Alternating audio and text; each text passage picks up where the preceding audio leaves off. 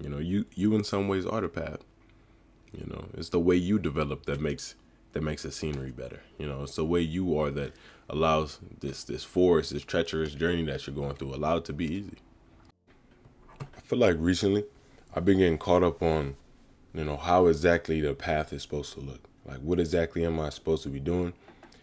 And the more I think about it, the more I realize that, like, the path is kind of created by you. The craft is created by walking it. It's not something that we see and we go towards. It's something that we embody and create ourselves. You know, it's about, once again, intention and presence. It's about being present enough to make those important decisions. Present enough to choose. Because I feel like sometimes life gets ahead of us, not because, we don't have a choice, but we're not conscious enough and present enough to make the choices. So that they end up being made for us. That's why I feel like it's very important to be intentional and somewhat, loving towards your aspirations. You know, take care of your aspirations as if, they're a part of yourself. Not really treating them as some like intangible thing, but something that is you, something that's inherent to you, and something that's already inside you. Because I feel like in some ways we already possess everything we want to gain. And that's why I keep saying stuff like you already know what you need. I feel like a lot of us are, the physician and the patient all at once. Sculptor and sculpture all at once, Aiming to be complete, but never finish, like you want to make something beautiful in the process, but never be entirely finished with your project, because the journey never ends.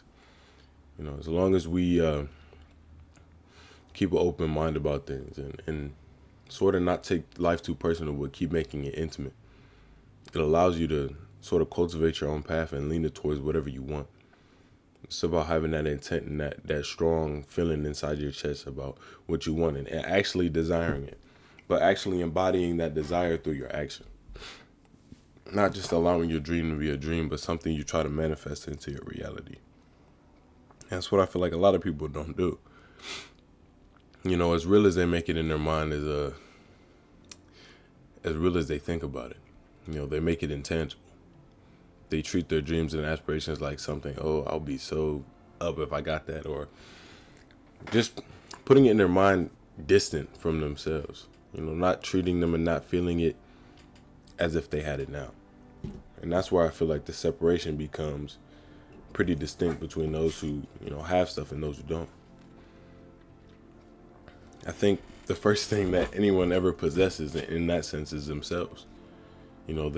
They know enough about themselves to know what they desire. They're present enough with themselves to understand that, you might have to do a little something to get a little something. You have to take those steps in order to make that journey possible. You can't complete a hiking trail. You can't complete the path if you stay stagnant and don't move. It's about continual forward moving. And, sometimes you go on a path and sometimes you meet a dead end.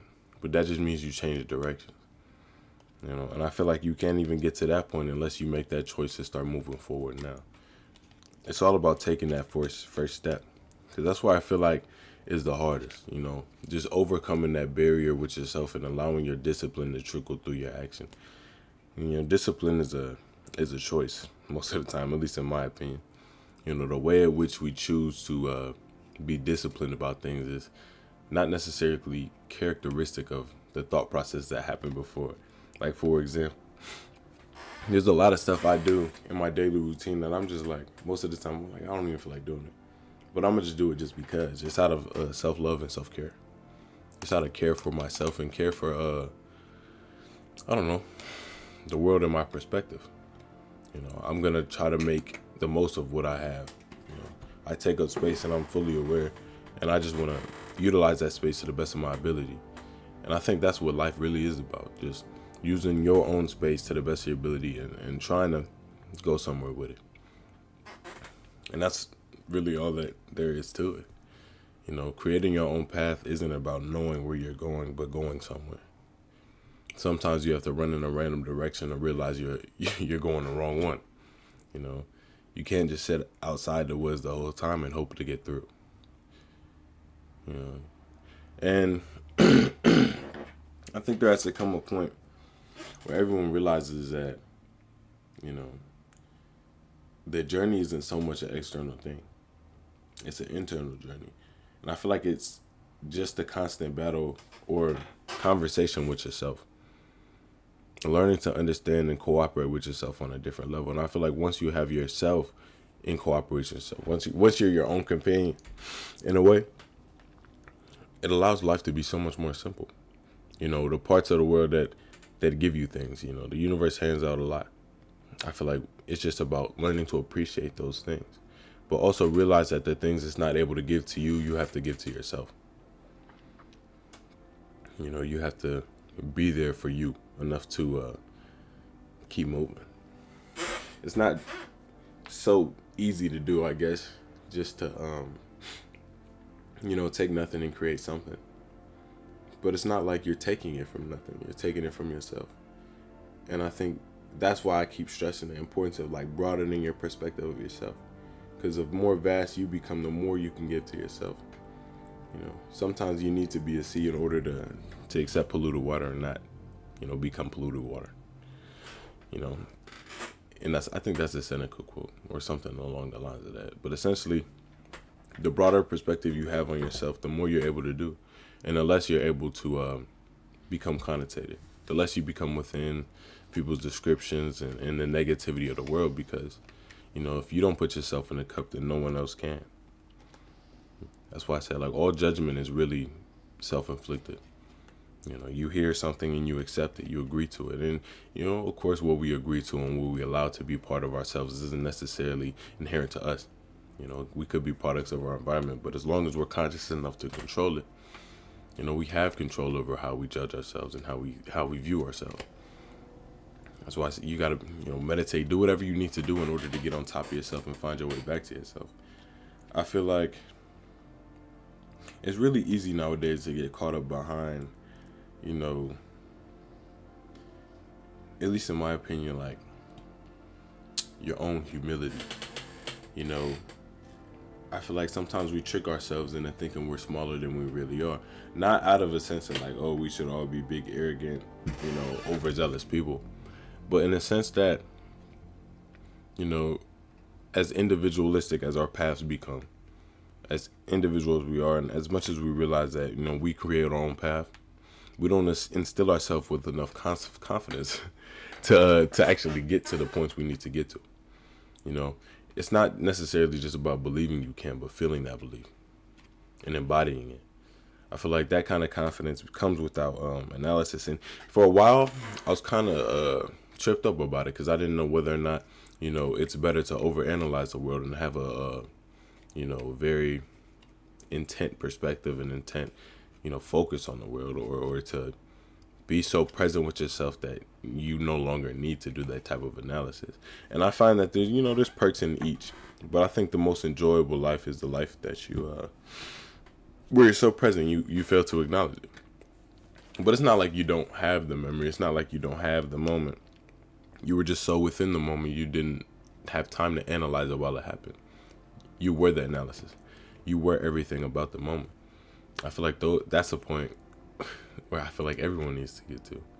It's important to be intent with yourself and be present enough with yourself to realize your inner workings, to realize what parts of you shine the brightest and what parts of you you're dimming, whether that be voluntary or not. You also realize whether people in your circle are dimming you or not. I've come to the realization that people in my circle always lift me up. At least the way I see it. It's a beautiful thing to open your eyes, and realize how much is cultivating you. No man is a one-man show, Each and every part makes the whole more whole. And I think realization of that allows you to go on your own path more fervently. And once you realize that everyone has their own path and everyone's going on their own path, it gives you no excuse to not, Why not use your potential? No one else can. Why not do everything you can do for you because you're the only person that can do it for you? The path is created by walking. The path is created by continual steps. And that's why my last video was like the law of accumulation. I'm realizing my videos are like tying into each other a lot more recently. But I feel like it's because I'm learning bits and pieces of the same thing. But saying the path is created by walking is not just saying that the path is what's ahead of you. like I said, it's a path that's inside you. You know, you in some ways are the path. You know, it's the way you develop that makes the scenery better. You know, it's the way you are that allows this forest, this treacherous journey that you're going through, allow it to be easy. The ups and downs in life sometimes or most times aren't created by circumstance, but created by our perspective of it. You know, things really just are as they are, unless they're, you know, morally wrong, morally incorrect. Don't get me wrong on that. But, you know, the path is going to be the path regardless. And it's up for our eyes to determine whether or not, you know, it's treacherous or it's just like a fun hike. You know, ups and downs of life don't have to be negative all the time. You know, I feel like we have to learn to appreciate the lessons we get in all the small instantiations of struggle. And it's not necessarily just struggle, but I feel like some things in some parts of life are meant to force us to be present, force us to realize that there's stuff going on behind the scenes, help us realize what parts of ourselves are seeking out change in a way. You know, it's so easy to get caught up in life, and life will show you. Life will hit you with something that just make you sit there and be present, and that's when we realize our change. I'm realizing that moments and instantiations of change are just caused by forced presence or presence in general. That's why I feel like if you're able to be intent with your presence now, you can change in some of the most positive ways. You know, if you're present enough to confront negativity, you know, present enough to choose the positive, you know, that's a lesson in itself, and that's growth in itself. So I think at the end of the day, it's just about being present enough to take those steps on the path, being present enough to, you know, realize that if you don't take those steps, no one else will. And if you made it this far in the video, hey, thank you so much. I appreciate y'all day in and day out, continual support. If you didn't make it this far in the video, thank you anyway. You know, if it didn't do something for you, it did for me. I got a lot more coming, y'all. We're going to get the podcast running up pretty soon.